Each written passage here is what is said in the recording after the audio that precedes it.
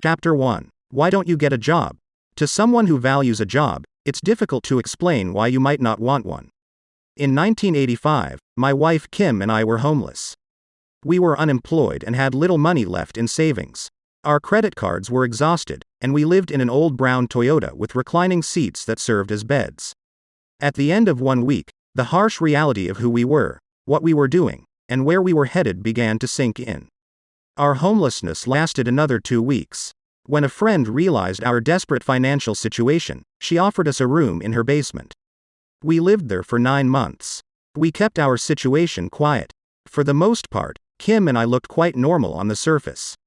When friends and family were informed of our plight, the first question was always, "Why don't you get a job?"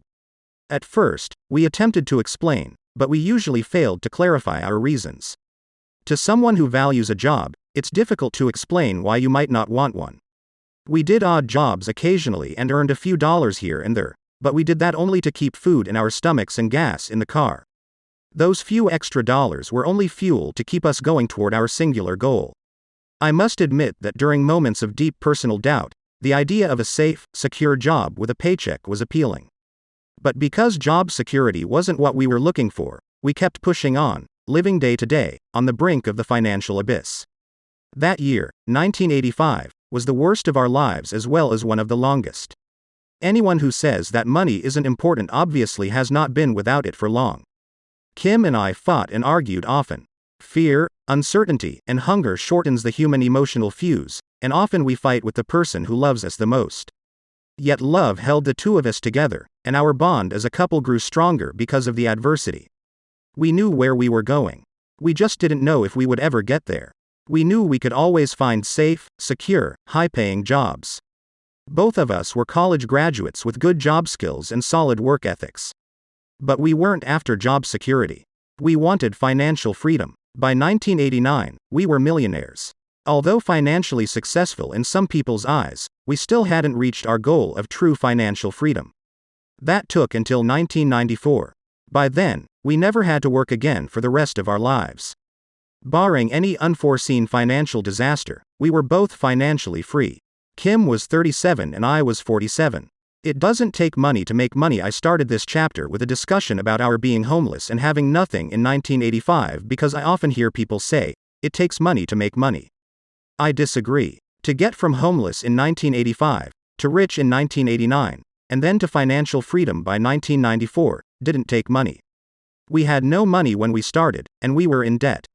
It also doesn't take a good formal education. I have a college degree, and I can honestly say that achieving financial freedom had nothing to do with what I learned in college. I didn't find much demand for my years of studying calculus, spherical trigonometry, chemistry, physics, French, and English literature. Many successful people have left school without receiving a college degree. People such as Thomas Edison, founder of General Electric, Henry Ford, founder of Ford Motor Company, Bill Gates, founder of Microsoft, Ted Turner, founder of CNN, Michael Dell, founder of Dell Computers, Steve Jobs, founder of Apple Computer, and Ralph Lauren, founder of Polo.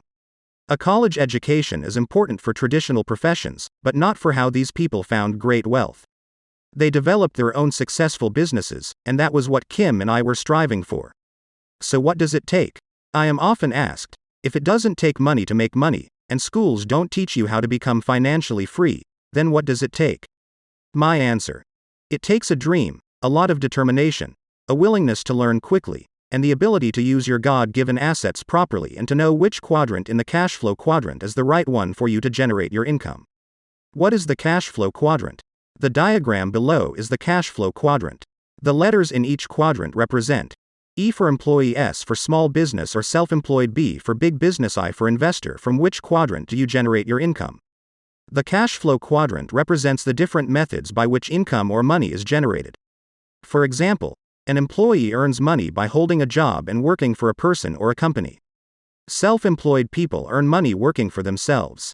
A business owner owns a business that generates money, and investors earn money from their various investments, in other words, money generating more money. Different methods of income generation require different frames of mind, different technical skills, and different educational paths. Different people are attracted to different quadrants. While money is all the same, the way it's earned can be vastly different. If you begin to look at the 4 different labels for each quadrant, you might want to ask yourself, which quadrant do I generate the majority of my income from? Each quadrant is different. To generate income from different quadrants requires different skills and a different personality, even if the person found in each quadrant is the same. Changing from quadrant to quadrant is like playing golf in the morning and then attending the ballet at night. You can earn income in all 4 quadrants. Most of us have the potential to generate income from all 4 quadrants. Which quadrant you or I choose to earn our primary income from is not so much dependent upon what we learned in school. It's more about who we are at the core, our values, strengths, weaknesses, and interests. These core differences attract us to, or repel us from, each quadrant. Yet, regardless of what type of work we perform, we can still work in all 4 quadrants. For example, a medical doctor could choose to earn income as an E and join the staff of a large hospital or an insurance company, work for the government in the public health field, or become a military doctor. This same doctor could also decide to earn income as an S and start a private practice, setting up an office, hiring staff, and building a private list of patients. Or the doctor could decide to become a B and own a clinic or laboratory and have other doctors on staff. This doctor probably would hire a business manager to run the organization. In this case, the doctor would own the business but not have to work in it. The doctor also could decide to own a business that has nothing to do with the medical field while still practicing medicine somewhere else. In this case, the doctor would be earning income as both an E and as a B as an I. The doctor could generate income from being an investor in someone else's business or in vehicles like the stock market, bond market, and real estate. The important words are generate income from. It's not so much what we do, but more how we generate income. Different methods of income generation. More than anything, it's the internal differences of our core values, strengths, weaknesses, and interests that affect which quadrant we decide to generate our income from. Some people love being employees, while others hate it. Some people love owning companies but don't want to run them. Others love owning companies and also love running them. Some people love investing, while others can't get past the risk of losing money. Most of us are a little of each of these characters. Being successful in the 4 quadrants often means redirecting some internal core values. You can be rich or poor in all 4 quadrants. It is important to note that you can be rich or poor in all 4 quadrants. There are people who earn millions and people who go bankrupt in each of the quadrants. Being in one quadrant or another does not necessarily guarantee financial success. Not all quadrants are equal. By knowing the different features of each quadrant, you'll have a better idea as to which quadrant, or quadrants, might be best for you.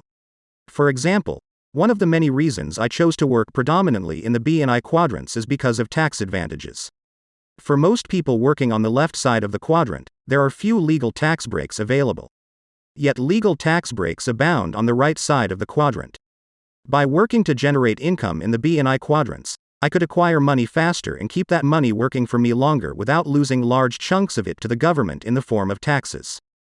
Different ways of earning money. When people ask why Kim and I were homeless, I tell them it was because of what my rich dad taught me about money. For me, money is important, yet I didn't want to spend my life working for it. That is why I didn't want a job. If we were going to be responsible citizens, Kim and I wanted to have our money work for us, rather than spend our lives physically working for money. That is why the cash flow quadrant is important. It depicts the different ways money is generated. There are ways of being responsible and creating money other than physically working for it. Different fathers, different ideas about money. My highly educated dad had a strong belief that the love of money was evil and that excessive profit meant you were greedy. He felt embarrassed when the newspapers published how much he made because he felt he was overcompensated in comparison to the teachers who worked for him. He was a good, honest, hard-working man who did his best to defend his point of view that money wasn't important to his life. My highly educated, yet poor, dad constantly said, "I'm not that interested in money. I'll never be rich. I can't afford it. Investing is risky. Money isn't everything. Money supports life." My rich dad had a different point of view. He thought it foolish to spend your life working for money and to pretend that money wasn't important. Rich dad believed that life was more important than money, but that money was important for supporting life. He often said, "You only have so many hours in a day, and you can only work so hard. So why work hard for money? Learn to have money and people work hard for you, and you can be free to do the things that are important."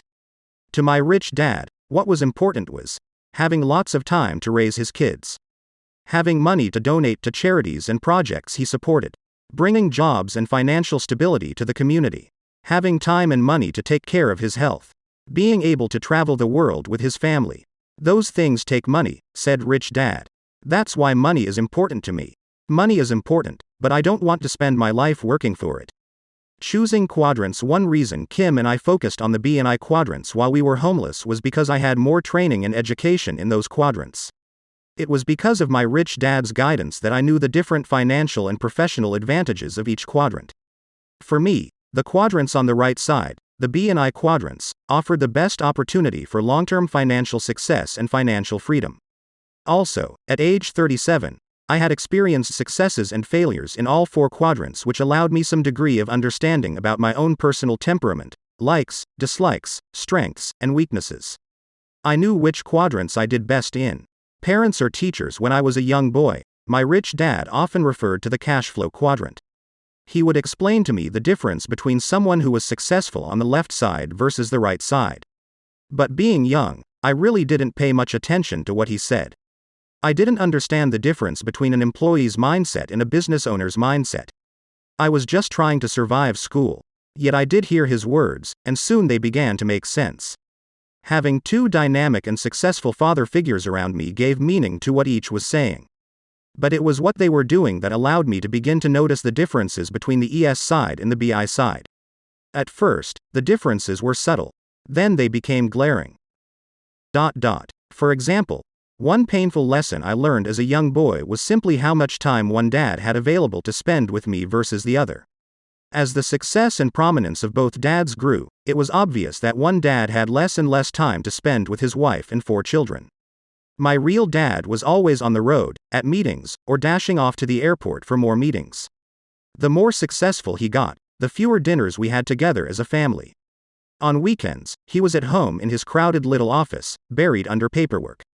On the other hand, my rich dad had more and more free time as his success grew. One of the reasons I learned so much about money, finance, business, and life was simply because my rich dad had more and more free time for his children and me. Another example is that both dads made more and more money as they became successful, but my real dad, the educated one, also got further into debt. So he'd work harder and suddenly find himself in a higher income tax bracket. His banker and accountant would then tell him to buy a bigger house for the so-called tax break. My dad would follow the advice and buy a bigger house, and soon he was working harder than ever so he could make more money to pay for it. Ultimately, this just took him even further away from his family. My rich dad was different. He made more and more money but paid less in taxes. He also had bankers and accountants, but he wasn't getting the same advice my highly educated dad was getting. The main reason, the driving force, however, that wouldn't allow me to stay on the left side of the quadrant was what happened to my highly educated but poor dad at the peak of his career. In the early 1970s, I was already out of college and in Pensacola, Florida, going through pilot training for the Marine Corps before a tour in Vietnam. My educated dad was now the superintendent of education for the state of Hawaii and a member of the governor's staff. One evening, he phoned me with some interesting news. "Son," he said, "I'm going to resign from my job and run for lieutenant governor of Hawaii for the Republican Party." I gulped and then said, "You're going to run for office against your boss?" "That's right," he replied. "Why?" I asked. "Republicans don't have a chance in Hawaii. The Democratic Party and the labor unions are too strong." "I know, son. I know that we don't have a prayer of winning. Judge Samuel King will be the candidate for governor, and I will be his running mate." "Why?" I asked again. "Why go against your boss if you know you're going to lose?" "Because my conscience won't let me do anything else. The games these politicians are playing disturb me." "Are you saying they're corrupt?" I asked. "I don't want to say that," said my real dad. He was an honest and moral man who rarely spoke badly about anyone.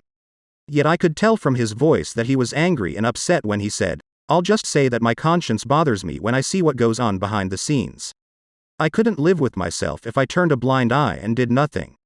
My job and paycheck aren't as important as my conscience." After a long silence, I realized that my dad's mind was made up. "Good luck," I said quietly. "I'm proud of you for your courage, and I'm proud to be your son." My dad and the Republican ticket were crushed, as expected. The re-elected governor sent the word out that my dad was never to work again for the state of Hawaii, and he never did. At the age of 54, my dad went looking for a job, and I was on my way to Vietnam. When he was middle-aged, my dad was hunting for a job. He went from jobs with big titles and low pay to other jobs with big titles and low pay. He was a tall, brilliant, and dynamic man who was no longer welcome in the only world he knew, the world of government employees. He tried starting several small businesses. He was a consultant for a while and even bought a famous franchise, but all his efforts failed.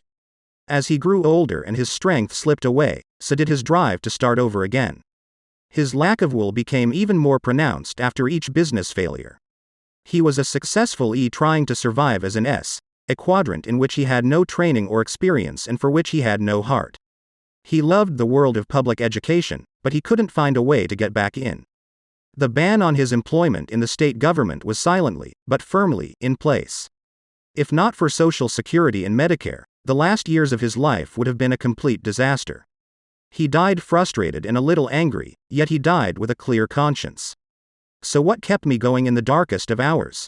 It was the haunting memory of my educated dad sitting at home, waiting for the phone to ring, trying to succeed in the world of business, a world he knew nothing about.